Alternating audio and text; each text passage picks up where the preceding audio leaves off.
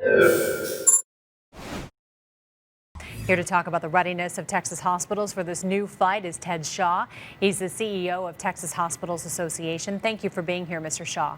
Thank you, Christine. The situation is clearly fluid, but are the CDC protocols in place enough to stop Ebola from your perception? Ebola is a really complex disease, and this is the first time we've ever encountered it on the shore. First time ever in Dallas. So you're really learning from the first time event. The protocols are changing as they learn more, and as we learn more about this disease, they'll continue to change. So how prepared do you believe our hospitals really are? Hospitals, are, as it relates to infection control, go through an enormous amount of preparation and training. But never having gone through an event like Ebola, there's certainly things that they can learn. Well, a lot of people in across the country are looking at what happened in Dallas and just shaking their head. How could this happen? Claims that many of these nurses were working without protective gear in front of an Ebola positive patient. I mean, what do you do as a hospital organization to make sure that this does not happen again? Well, our job is to make sure we communicate everything we can about protocols and preparedness and making sure that the facts are known. We need to really wait and make sure before we jump to conclusions on what happened, because we really don't know all the facts yet, exactly what happened and what protocol might have been broken in order to cause the disease to pass. Are we seeking right now to have on hand the drugs that were made available to the first patients that recovered? And if so, what's the timetable on that from what you're hearing? I don't have the facts on that. I know that they are seeking to it. They actually ran out of that set of medication. There is no cure right now for Ebola, and so let's be careful about that. Really what we can do is help the patients, monitor them, make sure that they're well hydrated, make sure that they're well taken care of, and keep them as well as we can.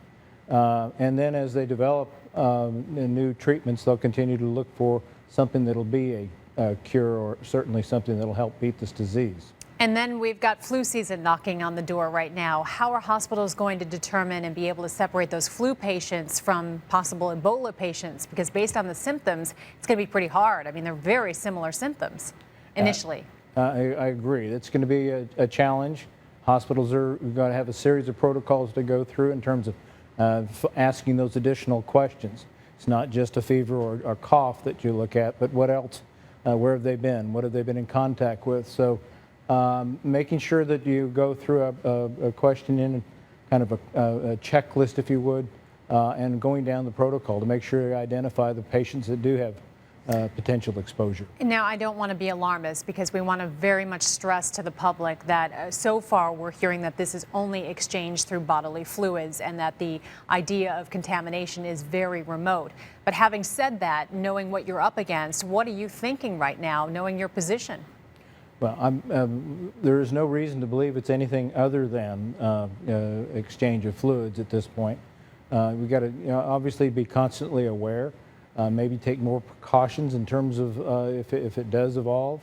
But at this point, there's no facts that actually stipulate that it's contracted in any other way. The Lieutenant Governor was in here a couple weeks ago talking about this new task force that the state formed to try to prevent problems from happening in the future after we had the first patient zero, so to speak, come into Dallas.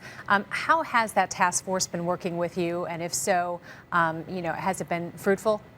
The task force is just organizing, and in fact, its first meeting will be next week. And so we have, at their request, have supplied them names of people that can work on that task force that are knowledgeable in infectious disease and in hospital operations. All right, Mr. Shaw, tonight for the Texas Hospital Association, we certainly appreciate your time and your insight, and I know we'll be talking to you over the next few weeks as well. And the only thing I wanted to say was, a Presbyterian is a wonderful hospital. My child was born there, and it's everybody is looking to try to do the right thing here. Sure. Well, and right now, just trying to make sure that no other problems come up.